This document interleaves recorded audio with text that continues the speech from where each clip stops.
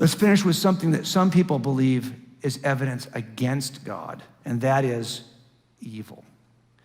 This is a case that my dad worked in 1974. It was a murder of a 10-year-old girl in 1972. This is my dad. He hates that picture because he feels like he looks bad in that photograph. He does look bad in that photograph, he does. First of all, he's got a big crease across his chest there, not just from the picture of being folded, but he's got this polyester suit. He hated that polyester suit. And then he's got his butt sticking out here, which is actually just his gun, but he thinks it looks like his butt, so he always hated this picture. He's walking a guy across to the courtroom who confessed to killing this 10-year-old girl. Every horrific thing he did to her. It's a 1,000-page transcript, and none of it is true. He didn't kill this little girl. He was crazy, but we excluded him with blood evidence on the eve of the trial. This case is still unsolved. But the terrible things that happened to this little girl, who I will call Jackie, were really hard to process. This is true evil. But like every act of evil I've ever worked, certain things had to come together in a certain unusual way in order for it to occur. First of all, she was a very trusting girl who would get in a car with somebody. Not every kid's that way.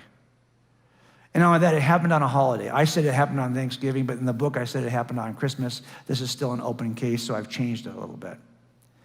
But it was a holiday, and her parents were cooking dinner. They didn't even pay attention to what she was doing. If it's not a holiday and she's not that trusting, this never would have happened. But not only that, this guy who did this to her, trust me, he's got some issues. If he's like other pedophile killers I've worked, he's probably had a bad upbringing himself that led him to this place. If he doesn't have that bad upbringing and it's not a busy holiday and she's not that trusting, this doesn't happen. Not only that, it had access to a place to take her, because we found her the next day, dropped off in Oxnard, one county north of us, on the rocks. But he had a place to hold her for a day. If he doesn't have that place and a way to get her there, none of this happens. And not only that, he had unbelievable opportunistic timing. I don't think he stalked her and watched her for some period of time. He just happened to be driving down the road when she happened to be available. Oh my gosh. If this set of circumstances doesn't happen just like this entire thing doesn't happen, and the relationships are very complicated. I may never know as an investigator what set of circumstances had to align perfectly that caused Jackie to suffer this evil event. And that's the problem. In the universe we have today, we also know that there are good reasons to believe God exists, but there's also one good reason to think he doesn't. I've already talked to you about the first 7. These are all things that point toward God. The best explanation outside the room. This is why we call this stuff inculpating evidence. The other kind of evidence that points away from somebody, like an alibi, is called exculpating evidence. Is the presence of evil and injustice in the universe the one thing that disqualifies an all-loving, all-powerful God?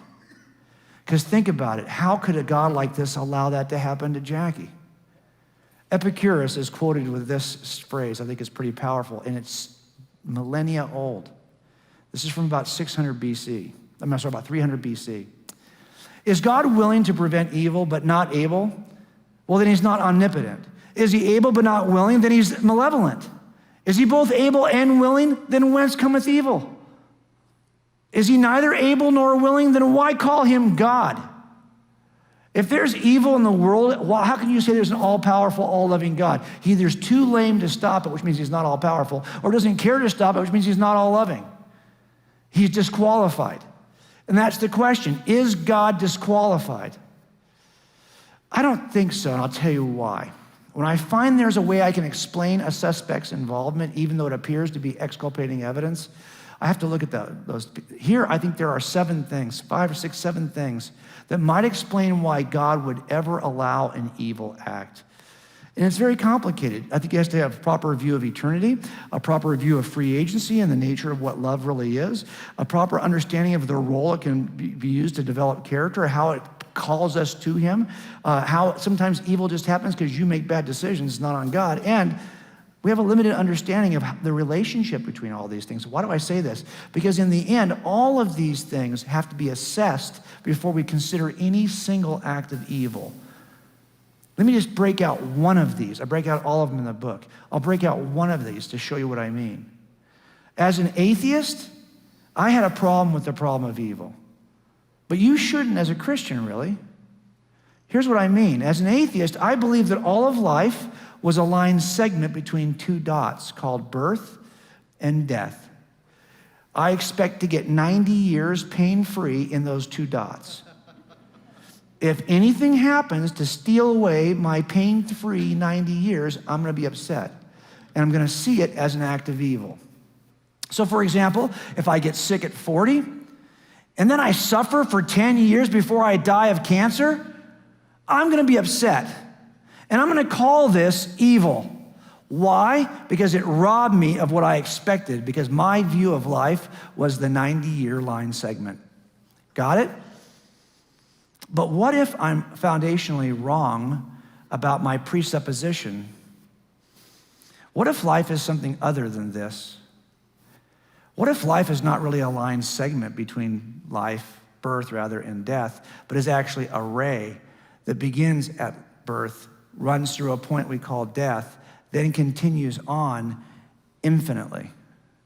What if that is a proper view of life? What if the Christian worldview is true? Well, you know, if you've been, how many of you in this room had a major surgery in the first year of your life? There are probably some people who did. You did. I'll bet you that was no fun. I bet you your parents were worried sick. If you'd have passed away in that first year, they would have seen that as evil. But now, years later, how old are you now? 12. By the time you're 10 or 12 years old, you probably don't even remember the pain you suffered as an infant because you've now had 10 years since the event. As a matter of fact, when you move further and further away from an evil, painful episode, it has less and less impact on your life. You already know that, right? So what you might call evil here has to be measured in terms of the context of your entire life. This is actually, for those of us who are circumcised, something similar, okay? You drop dead on that day, you're thinking, this really stinks, right? What kind of life is this? But by the time you're 1, you can't remember. Well, if our worldview is correct and we have a proper understanding of eternity, then I don't care what mess happens in your life or how grievous it may be, it has to be measured in the context of eternity. And as you do that, your entire material existence ends up being a fraction of a millisecond compared to eternity. So all I'm saying is that now you have to measure evil in a different context. So a proper understanding of eternity is one of 7 things we have to consider when evaluating what real evil is in the context of any evil event. So if someone says to me, why would God allow that thing to happen to Jackie? There can't be a God who would allow that to happen to Jackie. Well, I can't tweet that back to you in 140 characters. I can't respond to that in a paragraph on Facebook. I won't even try. You shouldn't try either. Because it turns out it's a complex set of events. And not only that, they're in different proportions to one another. And they have different relationships to one another and causal connections to one another. It's so complicated. All of this then only begins to explain this act. You think I can do all of this in 140 characters? It's not going to happen. But every case I've ever worked is this complex. This is just the nature of working homicides. Something happens in a heartbeat. It takes me 30 years to put it back together. And when I do, she's still dead. This is the nature of evil. And this is why we know we have to evaluate evil differently. As a matter of fact, why do we call anything evil to begin with? How could we call? Do you mean you don't like it? Do you mean it's evil to you? And by your opinion, it's evil? Or do you mean it's transcendently evil for all of us? No matter who you are, it's truly evil. Really? Well, if it's truly evil, what are you using as your transcendent standard by which you would call something transcendently evil? Here's the problem. If evil's just your opinion, you can remove all evil tomorrow by just simply changing your opinion. That doesn't work, does it? No.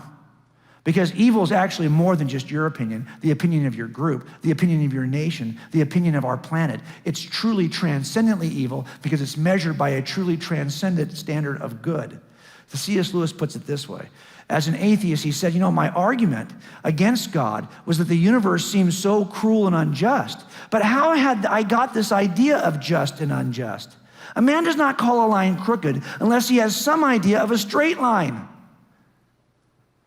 When I was complaining, this universe, what was I comparing this universe with when I called it unjust? You have to have a transcendent standard of just in order to call it. So if you're going to try to explain evil, sometimes we say, well, gosh, if there's a God, but there's evil, that excludes God. No, actually, if there's true evil, that requires God. Because you can't call this truly evil unless there's a true standard. All that's left to us is to figure out why God would allow it. But the idea that there's true evil requires God's existence, because that's the measurement against which we're going to call anything truly evil. This means you're back outside the room again. And this is the best explanation. He finishes this by saying this: of course, I could have given up my idea of justice by saying it was nothing more but a private idea of my own. But if I did that, then my argument against God collapsed too. For the argument depended on saying that the world was really unjust, not simply that it did not happen to please my private fancies. If it's really unjust, it means there must be a really just standard for good.